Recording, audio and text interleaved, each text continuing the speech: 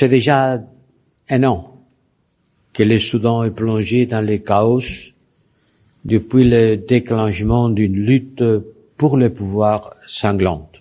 Le Soudan est le théâtre de la plus grande crise de déplacement au monde. Il y a 8 millions de déplacés, avec une urgence humanitaire absolue, provoquée par l'ambition de pouvoir de 2 chefs de guerre.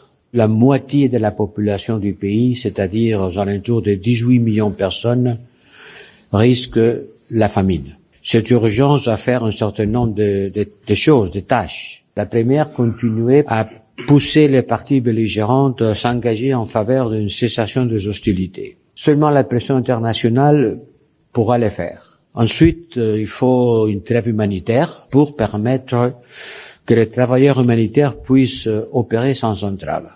Il faudra penser aussi à demander des responsabilités, y compris à travers l'application des sanctions à ceux qui agissent contre les perspectives de paix. Il faudra renforcer la coordination en matière de médiation. Beaucoup d'initiatives qui se multiplient, mais qui se fragmentent. On laisse trop de marge de manœuvre aux belligérants. Et puis, il faut l'engagement civil.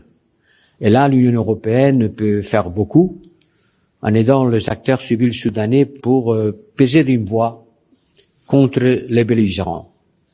Les voix civiles sont essentielles pour façonner un processus politique. Le Soudan et sa population a besoin qu'on se mobilise de la façon la plus rapide et la plus totale. Des mots, on en a déjà dit beaucoup.